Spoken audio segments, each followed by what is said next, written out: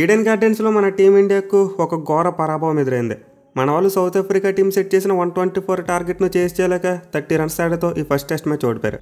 So మన team ఈ మ్యాచ్లలో ఓడిపోతుందని చెప్పి ఎవరు ఎక్స్పెక్ట్ చేసుండ్రు. మరి ముఖ్యంగా ఫస్ట్ 2 డేస్లో మన వాళ్ళు డామినేట్ చేసి ఆడడం చూసాం. సౌత్ ఆఫ్రికా టీంని ఫస్ట్ ఇన్నింగ్స్లో 159 రన్స్ ఆల్అౌట్ చేశారు. అండ్ దెన్ మన వాళ్ళు ఫస్ట్ ఇన్నింగ్స్లో బ్యాట్స్మెన్ కాస్త తడబడినప్పటికీ 30 రన్స్ లీడ్ వచ్చింది. మరి ముఖ్యంగా డే 10 డేసరికి సెకండ్ ఇన్నింగ్స్లో మన బౌలర్స్ సౌత్ ఆఫ్రికా బ్యాట్స్మెన్ బాగానే కట్టడి చేశారు. సో దీంతో ఫస్ట్ టెస్ట్ మ్యాచ్లో మన టీమిండియా డ్రైవర్ సీట్లు ఉంది, ఈజీగా మ్యాచ్ గెలుస్తారని చెప్పి అనుకున్నాం. But out of nowhere south Africa team mind blowing comeback చేసింది. వాళ్ళు ఎందుకు వరల్డ్ ఛాంపియన్స్ ఈ మ్యాచ్ ద్వారా ప్రూవ్ చేసుకున్నారు భయ్య. అసలు ఈ డే 3 స్టార్టింగ్లో టెంబా బౌమా మరియు కార్బిన్ బాష్ వీళ్ళిద్దరి మధ్య ఒక పార్ట్నర్షిప్ వచ్చింది అండ్ అదే గేమ్ని మార్చేసింది. సో రియల్లీ ఈ ఓటమిని అయితే మన టీమిండియాతో పాటు ఫ్యాన్స్ కూడా జీర్ణించుకోవడం చాలా కష్టం.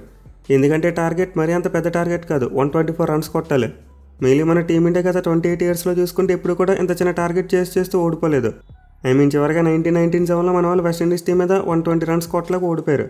బట్ ఆ తర్వాత చూసుకుంటే మన వాళ్ళు 140 కంటే తక్కువ టార్గెట్ని చేయలేకపోవడం ఇది రెండోసారి మాత్రమే. సో క్లియర్లీ 28 ఇయర్స్ తర్వాత మన టీమిండియాకు ఒక అతిపెద్ద పరాజయం ఎదురైంది. అది కూడా ఇండియా గడ్డ మీద చూసుకుంటే మన వాళ్ళు ఇప్పుడు కూడా ఇంత చిన్న టార్గెట్ని చేస్తూ మ్యాచ్ ఓడిపోలేదు. చివరిగా చూసుకుంటే లాస్ట్ ఇయర్ న్యూజిలాండ్ టీం మీద ఓడిపోయాం. వాంకడే వేదిక జరిగిన థర్డ్ టెస్ట్ మ్యాచ్లో 147 కొట్టలేక మన టీమిండియా ఓడిపోయింది. సో పాయింట్ ఆఫ్ టైంలో చూసుకుంటే మన team India for the first time India గడ్డ మీద 150 లోపు టార్గెట్ను కొట్టలేకపోయారు. కానీ ఈరోజు మన వాళ్ళు ఆ రికార్డును మరింత వరస్ట్గా మార్చుకున్నారు, 124 రన్స్ కొట్టలేకపోయారు. సో నిజంగా ఈ పరాజయాన్ని జీర్ణించుకోవడం చాలా కష్టం. బట్ అదర్ హ్యాండ్ చూసుకుంటే సౌత్ ఆఫ్రికా టీంకు ఇది ఒక హిస్టారిక్ విన్ అని చెప్పుకోవాలి. వాళ్ళైతే 15 ఏళ్ల తర్వాత మన ఇండియా గడ్డ మీద టెస్ట్ మ్యాచ్ గెలిచారు. అంతేగా సౌత్ ఆఫ్రికా టీం ఈ మ్యాచ్లో డిఫెండ్ చేసిన టార్గెట్ తమ టెస్ట్ క్రికెట్ చరిత్రలో సెకండ్ లోయెస్ట్ టార్గెట్. అంటే వాళ్ళు ప్రీవియస్గా 1994లో ఆస్ట్రేలియా టీం మీద 117 పరుగుల టార్గెట్ని డిఫెండ్ చేసుకున్నారు. అండ్ దెన్ ఆ తర్వాత చూసుకుంటే మళ్ళీ ఇప్పుడు సౌత్ ఆఫ్రికా టీం అంత చిన్న టార్గెట్ని డిఫెండ్ చేసుకోవడం జరిగింది. ఇన్ఫాక్ట్ గత 28 ఇయర్స్లో ఇప్పుడు కూడా సౌత్ ఆఫ్రికా టీం 150 కంటే తక్కువ టార్గెట్ని డిఫెండ్ చేసుకోలేదు, ఫర్ ది ఫస్ట్ టైం జరిగింది. సో దీంతో సౌత్ ఆఫ్రికా టీంకు ఎంత మెమొరబుల్ అయినా ప్రత్యేకంగా చెప్పనవసరం లేదు. నిజంగా వాళ్ళు టెస్ట్ మ్యాచ్లో వరల్డ్ ఛాంపియన్స్లోనే అద్భుతంగా కంబ్యాక్ ఇచ్చి మ్యాచ్ గెలిచారు. సో యాక్చువల్గా చూసుకుంటే ఈ మ్యాచ్లో మోస్ట్ ఆఫ్ ది టైం మన టీం ఇండియా అప్పర్ హ్యాండ్ సాధించింది. అంటే డే 1లో చూసుకున్న డే 2లో చూసుకున్న మోస్ట్ ఆఫ్ ది పార్ట్ మన వాళ్ళు డామినేట్ చేశారు. సౌత్ ఆఫ్రికా టీం డే 1లో ఒక సెషన్ గెలిచారు, అలాగే డే 2లో ఒక సెషన్ గెలిచారు. బట్ మిగతా సెషన్స్లో చూసుకుంటే మాత్రం మన టీం ఇండియానే డామినేట్ చేసింది. మరి ముఖ్యంగా డే 2లో 15 వికెట్లు పడిపోవడం చూసాం. అండ్ ఇందులో మన టీం ఇండియా 8 వికెట్లు ఉంటే సౌత్ ఆఫ్రికా టీం 7 వికెట్లు ఉన్నాయి. సో నేను డే 10 డేసరికి మన టీం ఇండియా అయితే మంచి విన్నింగ్ పొజిషన్లోనే ఉంది. అంటే సౌత్ ఆఫ్రికా టీం 93 పరుగులు మాత్రమే చేసి 7 వికెట్లు కోల్పోయారు. అండ్ వాళ్ళ లీడ్ చూసుకున్న కేవలం 63 రన్స్ మాత్రమే ఉంది. దీంతో డే 3 స్టార్టింగ్లో మన వాళ్ళు మిగిలిన 3 వికెట్లు త్వరగా తీస్తే టార్గెట్ అరౌండ్ 80 ఉంటుంది. సో మన వాళ్ళు ఈజీగా మ్యాచ్ గెలిచేస్తారు అనుకున్నాం. బట్ ఈ డే 3లో చూసుకుంటే మనం అనుకున్న దానికి కంప్లీట్గా రివర్స్ జరిగింది. ముందు సౌత్ ఆఫ్రికా ఓవర్నైట్ బ్యాట్స్మెన్ ఇద్దరు కలిసి ఒక మంచి పార్ట్నర్షిప్ బిల్డ్ చేశారు. కార్బిన్ బాష్ మరియు టెంబా బౌమా ఇద్దరు కలిసి 8వ వికెట్కు 44 పరుగులు యాడ్ చేశారు. సో ఈ 44 పరుగుల పార్ట్నర్షిప్ ఏదైతే ఉందో ఇదే సౌత్ ఆఫ్రికా టీం యొక్క లీడ్ను 120 దాటించింది. అదర్వైజ్ ఆ టీం యొక్క లీడ్ కనీసం 80 కూడా వెళ్ళేది కాదు. ఇన్ఫాక్ట్ వాళ్ళ టోటల్ స్కోర్ 110 కూడా దాటేది కాదు. So south Africa captain Temba Bavuma అయితే నిజంగా మైండ్ బ్లోయింగ్ ఇన్నింగ్స్ ఆడాడు. 136 బాల్స్ ఆడి 55 పరుగులు చేశాడు. మరి ముఖ్యంగా ఈ మ్యాచ్లో చూసుకుంటే 50+ స్కోర్ కొట్టింది అతను ఒక్కడే. ఇంకే బ్యాట్స్మెన్ కూడా కనీసం 40 కూడా టచ్ చేయలేదు. సో బౌమా అయితే నిజంగా ఎక్సలెంట్ పేషెన్స్, అద్భుతమైన నాక్ ఆడాడు. ఇన్ఫాక్ట్ అతను అవుట్ కూడా కాలేదు. అదర్ ఎండ్లో ఉన్న బ్యాట్స్మెన్ అవుట్ అయిపోవడం వల్ల సౌత్ ఆఫ్రికా టీం అవుట్ అయింది, కానీ టెంబా బౌమా మాత్రం అవుట్ అవ్వలేదు. సో అతనైతే చాలా పట్టుదలగా బ్యాటింగ్ చేసి మన టీమిండియా స్పిన్నర్స్ని చాలా సమర్థవంతంగా ఎదుర్కొన్నాడు. మరి ముఖ్యంగా రిస్క్ తీసుకోకుండా బ్యాటింగ్ చేస్తూ తన ఇన్నింగ్స్ మొత్తాన్ని సింగిల్స్ మీద బిల్డ్ చేశాడు. కేవలం 4 బౌండరీస్ మాత్రం ఉన్నాయి. వేరే సదరన్లో చూసుకుంటే కార్బిన్ బాష్ మంచి ఇంటెంట్తో బ్యాటింగ్ చేశాడు. 37 బాల్స్లోనే 25 రన్స్ కొట్టాడు. మరి ముఖ్యంగా మన స్పిన్నర్స్ని బాగా కౌంటర్ చేసి బ్యాటింగ్ చేశాడు. సో వీళ్ళిద్దరు పార్ట్నర్షిప్ ఈ రోజు మార్నింగ్ మన టీమిండియాని చాలా ఇరిటేట్ చేసింది. ఇన్ఫాక్ట్ ఈ పార్ట్నర్షిప్ మన టీమిండియా ఓడిపోవడానికి రీజన్ అని చెప్పి కెప్టెన్ రిషబ్ పంత్ చెప్పాడు మ్యాచ్ అయిపోయిన తర్వాత. సో యాక్చువల్గా మన వాళ్ళు మిస్టేక్ ఎక్కడ చేశారంటే ఎర్లీగా బుమ్రాకు బౌలింగ్ ఇవ్వకపోవడం. ఈ డే 3 అయితే 2 ఎండ్స్ నుంచి కూడా స్పిన్ బౌలర్స్ స్టార్ట్ చేశారు. అంటే ఒక ఎండ్ నుండి జడేజా బౌలింగ్ చేశాడు, అండ్ అదర్ ఎండ్ నుంచి చూసుకుంటే అక్షర్ పటేల్ బౌలింగ్ చేశాడు. బట్ బుమ్రాను మాత్రం ఎప్పుడో 25 మినిట్స్ తర్వాత తీసుకొచ్చారు. అదే స్టార్టింగ్ నుండి బుమ్రా ఒక ఎండ్లో జడేజా మరో ఎండ్లో బౌలింగ్ చేస్తుంటే పరిస్థితులు వేరేలా ఉండేవి. పర్టికులర్గా ఈ పిచ్ మార్నింగ్ సెషన్లో ఎక్కువగా పేస్ బౌలర్స్కి అనుకూలిస్తుంది. ఎందుకంటే నైట్ మొత్తం అండర్ ది కవర్స్ ఉంచేస్తున్నారు. దీంతో పిచ్ మీద కాస్త మాయిశ్చర్ ఏర్పడి మార్నింగ్ సెషన్లో పేస్ బౌలర్స్కి హెల్ప్ అయితే దొరుకుతుంది. So to be frank pitch అయితే కంప్లీట్లీ స్పిన్నర్స్కి అనుకూలిస్తుంది, బాల్ టర్న్ అవుతుంది. కానీ అది ఎప్పుడు డే ప్రోగ్రెస్ అయ్యి కొద్ది ఎండ బాగా తగిలిన తర్వాత. వేరేజ్ మొదటి సెషన్లో చూసుకుంటే పిచ్ మీద మంచి పేస్ అండ్ బౌన్స్ కనిపించింది. పర్టికులర్గా బుమ్రా బౌలింగ్ స్టార్ట్ చేసిన తర్వాత కార్బిన్ బాష్ వికెట్ తీసి పార్ట్నర్షిప్ను బ్రేక్ చేశాడు. అదర్వైజ్ మన స్పిన్నర్సే బౌలింగ్ చేస్తుంటే పార్ట్నర్షిప్ ఇంకా పెద్దగా అయిపోయేది. సో మన వాళ్ళు డే 3 స్టార్టింగ్లో ఒక ఎండ్లో బుమ్రాకు బౌలింగ్ ఇవ్వకపోవడం బాగా దెబ్బేసింది. బట్ ఎనివే చివరి 2 వికెట్లు అయితే మనకి చాలా క్విక్గా వచ్చాయి. మొహమ్మద్ సిరాజ్ ఒక ఓవర్లో 2 వికెట్లు తీసుకున్నాడు. బట్ అప్పటికే చూసుకుంటే సౌత్ ఆఫ్రికా టీం స్కోర్ 150 దాటేసింది, అండ్ వాళ్ళు లీడ్ చూసుకున్న 120 దాటేసింది. సో మన వాళ్ళు పిచ్ పేస్ బౌలింగ్ అనుకూలిస్తుంది అనేది రియలైజ్ అవ్వడానికి కాస్త టైం పట్టింది. అండ్ ఈ టైం గ్యాప్లో చూసుకుంటే సౌత్ ఆఫ్రికా టీం మళ్ళీ క్రూషియల్ రన్స్ కొట్టేశారు. మరి ముఖ్యంగా లీడ్ ఎప్పుడైతే ఉందో దాటిందో మన వాళ్ళ మీద సైకలాజికల్గా నెగిటివ్ ఇంపాక్ట్ క్రియేట్ చేసింది. ఎందుకంటే మన వాళ్ళు సౌత్ ఆఫ్రికా టీం యొక్క లీడ్ 100 దాటుతూ మన టార్గెట్ బిలో 100 ఉంటుందని చెప్పి మెంటల్గా ఫిక్స్ అయిపోయారు.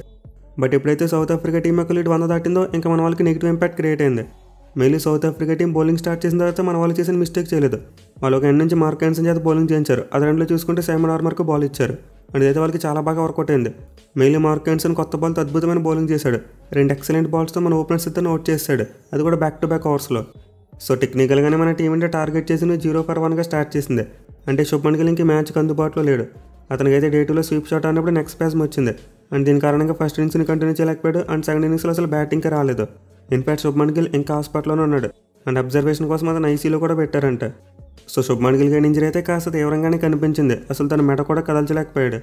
దీనివల్ల సేఫ్ సైడ్ ఉండడం కోసం అతను హాస్పిటల్కి తీసుకెళ్లారు. అలాగే అబ్జర్వేషన్ కోసం ఐసీలో పెట్టారంట.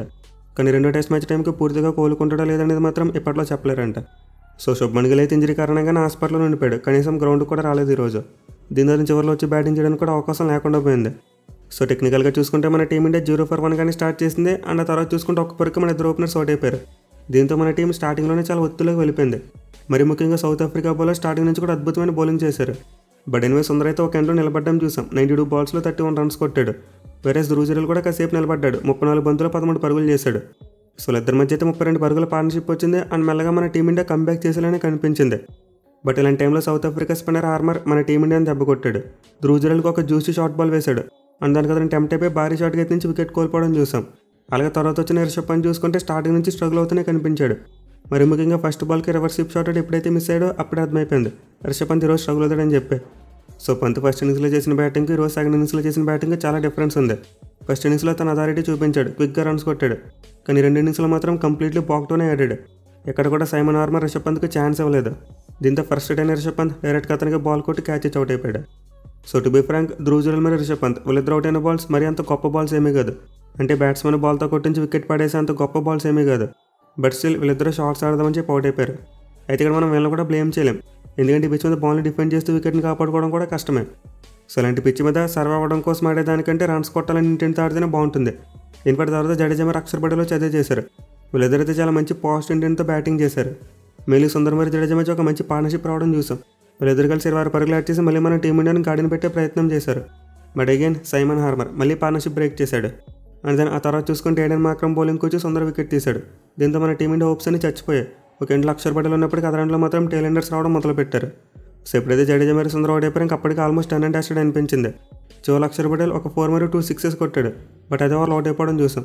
ఇన్ఫాక్ట్ క్యాష్ మహారాజ్ వేసిన 5 ఓవర్లోనే మన టీమిండియా ఆల్అౌట్ కూడా అయిపోయింది. సో సౌత్ ఆఫ్రికా బౌలర్స్ అయితే ఎక్కడ కూడా మన వాళ్ళ పార్ట్నర్షిప్స్ని పెద్దగా మారనవ్వలేదు. ఎప్పటికప్పుడు వికెట్స్ తీస్తూనే ఉన్నారు. మరి ముఖ్యంగా సైమన్ హార్మర్ ఫస్ట్ ఇన్నింగ్స్లో అద్భుతంగా బౌలింగ్ చేశాడు. అండ్ ఇన్నింగ్స్లో కూడా మైండ్ బ్లోయింగ్ బౌలింగ్. మరి ముఖ్యంగా మన బ్యాటింగ్ లైనప్ కొన్ని వీక్నెస్ని బాగా క్యాష్ చేసుకున్నాడు. అంటే మన టీంలో చూసుకుంటే ఈ మ్యాచ్లో చాలామంది లెఫ్ట్ హ్యాండర్స్ ఆడారు. ఇన్ఫాక్ట్ 6 లెఫ్ట్ హ్యాండ్ బ్యాట్స్మెన్ ఆడారు. అండ్ గతంలో చూసుకుంటే ఇప్పుడు కూడా మన టీమిండియా టెస్ట్ క్రికెట్ చరిత్రలో ఇలా జరగలేదు. ఫర్ ది ఫస్ట్ టైం ఒక టెస్ట్ మ్యాచ్లో 6 లెఫ్ట్ హ్యాండ్ బ్యాట్స్మెన్ ఆడారు. అండ్ ఇదే మన టీమిండియాకి బాగా బ్యాక్ ఫైర్ అయింది. ఎందుకంటే అపోనెంట్ టీం దగ్గర సైమన్ హార్మర్ లాంటి ఒక ఎక్సలెంట్ ఆఫ్ స్పిన్నర్ ఉన్నాడు. అండ్ ఇతని గురించి మనం ప్రీవిడియోలో చెప్పుకున్నాం. ఫస్ట్ క్లాస్ క్రికెట్లో 1000 కంటే ఎక్కువ వికెట్స్ తీశాడు. సో సైమన్ హార్మర్ అయితే తన ఎక్స్పీరియన్స్తో ఫస్ట్ ఇన్నింగ్స్లో 4 వికెట్లు తీశాడు. అండ్ సెకండ్ ఇన్నింగ్స్లో కూడా 4 వికెట్లు తీశాడు. దీంతో మన టీమిండియా మ్యాచ్లో 30 పరుగుల దాటితో ఓడిపోవాల్సి వచ్చింది. In fact South Africa captain Temba Bavuma Aiden మార్క్రమ్కి ఎక్కువ బౌలింగ్ ఇవ్వలేదు. అంటే ఇద్దరు లెఫ్ట్ హ్యాండర్స్ బ్యాటింగ్ చేస్తున్నప్పటికీ ఒక ఎండ్లో హార్మర్క్ బౌలింగ్ ఇచ్చాడు. అండ్ అదే రన్లో పేస్ బౌలర్స్ చేత వేయించాడు. మరి ఎప్పుడైతే మార్క్రమ్ని తీసుకొచ్చాడో అప్పుడు వాషింగ్టన్ సుందర్ అవుట్ అయ్యాడు. అదే టెంబా కనుక కాస్త ఎర్లీగానే మార్క్రమ్కి బౌలింగ్ ఇచ్చుంటే ఇంకా డెడ్లీగా ఉండేది వాళ్ళ బౌలింగ్. అలాగే చివరిలో చూసుకున్న బౌమా గ్యాంబ్లింగ్ తీసుకున్నాడు. ఆ క్యాష్ మహారాజ్కి ఇచ్చిన ఓవర్ యాక్చువల్గా మార్క్రమ్ బౌలింగ్ చేయాలి. బట్ అక్షర్ పటేల్ భారీ షాట్స్కి ట్రై చేస్తాడని చెప్పి క్యాష్ మహారాజ్కి బౌలింగ్ ఇచ్చాడు. అండ్ కొన్ని అయితే వెళ్ళాయి.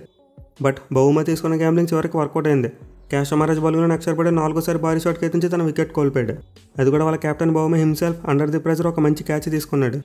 సో నిజంగా సౌత్ ఆఫ్రికా టీంకి అయితే డే 3 బాగా కలిసి వచ్చింది. వాళ్ళ బ్యాటింగ్ బాగా చేశారు. అండ్ బౌలర్స్ అదరగొట్టేశారు. ఇన్ఫాక్ట్ ఫీల్డింగ్ కూడా చాలా అద్భుతంగా చేయడం చూసాం. మరి ముఖ్యంగా హార్మర్ మ్యాచ్లో 8 వికెట్లు తీయడం మాత్రమే కాదు, 3 బ్రిలియంట్ క్యాచెస్ కూడా పట్టుకున్నాడు. వేరేజ్ మన టీమిండియా విషయానికి వస్తే గిల్కి ఇంజరీ అవ్వడం ఖచ్చితంగా బ్యాక్ ఫైర్ అయింది.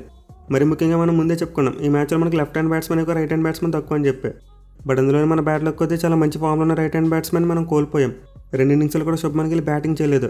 అదే అతను కనుక ఆడుంటే ఖచ్చితంగా మన టీం ఇంకా బెటర్ పొజిషన్లో ఉండేది. అండ్ ఆల్సో మన వాళ్ళు పిచ్ విషయంలో కూడా ఏమీ నేర్చుకున్నట్టు కనిపించట్లేదు. ఎగ్జాక్ట్లీ 1 year బ్యాక్ ఇలాంటి పిచ్చులు తయారు చేసుకుని న్యూజిలాండ్ మీద వైట్ వాష్ అయిపోయాం. బట్ స్టిల్ మన వాళ్ళు మళ్ళీ అదే రిపీట్ చేస్తున్నారు. మరి ముఖ్యంగా ఈడెన్ గార్డెన్స్ పిచ్ నార్మల్గా చూసుకుంటే ఇలా ఉండదు, చాలా వరకు బ్యాటింగ్ అనుకూలిస్తుంది. కానీ ఈ పిచ్ని చాలా లూజ్ సాల్తో తయారు చేయించినట్టుకున్నారు. డే 1లోకి ఉంటే డే 2లో కంప్లీట్లీ మారిపోయింది. మెయిల్ టాప్ ప్లేయర్ త్వరగా డిటోరేట్ అయిపోయింది. సో అసలే మన team India young batsmen spin bowling ఆడేందుకు చాలా ఇబ్బంది పడుతున్నారు. అందులోకి మళ్ళీ ఇలాంటి పిచ్ని తయారు చేస్తే వాళ్ళు ఏం ఆడతారు చెప్పండి. అదే మీరు మంచి బ్యాలెన్స్ అండ్ వికెట్స్ తయారు చేస్తే ఇంగ్లాండ్ సిరీస్లో ఏం జరిగింది అదే చూసేవాళ్ళం. అంటే మన బ్యాట్స్మెన్ రన్స్ కొట్టేవారు, అలాగే మ్యాచ్లు కూడా ఇంట్రెస్టింగ్ ఉండేవి, డే 5 వరకు వెళ్ళేవి. కానీ ఇప్పుడు చూసుకుంటే డే 3 పూర్తిగా అవ్వకముందే మ్యాచ్ అయిపోతుంది. సో మన వాళ్ళు ట్రాన్సిషన్ ఫేజ్లో ఉన్నప్పుడు ఇలాంటి పిచ్ల మీద ఆడడం చాలా అంటే చాలా ప్రమాదం. మరి ముఖ్యంగా మనం తయారు చేసుకుంటున్న ర్యాంక్ రన్నర్స్ మనకే బ్యాక్ ఫైర్ అవుతున్నాయి. మన స్పిన్నర్స్ మంచిగానే బౌలింగ్ చేస్తున్నారు, వికెట్స్ చేస్తున్నారు, కాదనడం లేదు. కానీ మన బ్యాట్స్మెన్ రాణించలేకపోతున్నారు కదా. అప్పుడు టీంలో ఒక సరైన స్పిన్నర్ ఉంటే చాలు, అతనికి వికెట్లు ఇచ్చేస్తున్నారు. సో ఇప్పటికైనా మన వాళ్ళు పిచ్చెస్ విషయంలో కాస్త కళ్ళు తెరిస్తే బాగుంటుంది. ఇలాంటి పిచ్చెస్ మీద 3 రోజుల్లోనే గెలిచేద్దాం అనుకుంటున్నారు, కానీ రివర్స్లో మనమే ఓడిపోతున్నాం. అది కూడా హోమ్ టెస్ట్ మ్యాచెస్ ఓడిపోతే ఎంత హ్యూమిలేషన్గా ఉంటుందో మనం గతంలో చూసాం. అయినా కానీ మన వాళ్ళు దాని నుంచి ఏమీ నేర్చుకోకుండా మళ్ళీ అదే కైండ్ ఆఫ్ పిచ్చెస్ తయారు చేస్తున్నారు. సో సిరీస్లో వెస్టిండీస్ టీం అయితే గెలిచేసామంటే వాళ్ళు వెస్టిండీస్ టీం చిన్న టీం, సరిగ్గా ఆడే టీం కాదు. కానీ ఇక్కడ south Africa team world champions, వాళ్ళ దగ్గర క్వాలిటీ ప్లేయర్స్ ఉన్నారు. మరి ముఖ్యంగా టెంబా బౌమా చూసుకుంటే యాజ్ కెప్టెన్కి ఒక మ్యాచ్ కూడా ఓడిపోలేదు. ఇప్పటివరకు 11 మ్యాచ్లో కెప్టెన్సీ చేస్తే 10 మ్యాచ్లు గెలిచాడు, ఒక మ్యాచ్ డ్రా చేసుకున్నాడు. సో అలాంటి టీంకి అగెనెస్ట్గా ఇలాంటి పిచ్చులు తయారు చేస్తాం, మ్యాచ్లు గెలిచేస్తామంటే కుదరదు. సౌత్ ఆఫ్రికా టీం ఏమి వెస్టిండీస్ టీం కాదు, దీన్ని మన వాళ్ళు గుర్తుపెట్టుకోవాలి. సో హోప్ఫుల్లీ గౌతీ ఆడిపోయి సెకండ్ మ్యాచ్లో అయినా సరే మన వాళ్ళు పిచ్ని మెరుగుపరుస్తారని చెప్పి కోరుకుందాం. అంటే ఒక ర్యాంక్ టర్నర్ కాకుండా మంచి బ్యాలెన్స్డ్ వికెట్ ఇవ్వాలని చెప్పి కోరుకుందాం. మెయిన్ మన వాళ్ళు సిరీస్ ఓడిపోకుండా ఉండాలన్నా, అలాగే వైట్ వాష్ కాకుండా ఉండాలన్నా సెకండ్ టెస్ట్ మ్యాచ్లో ఖచ్చితంగా గెలిచి తీరాలి. చూడాలి మరి మన టీం అంటే సెకండ్ టెస్ట్ మ్యాచ్లో కమ్బ్యాక్ ఇస్తారా, లేకపోతే మరి వైట్ వాష్ లోడ్ అవుతుంది అనేది.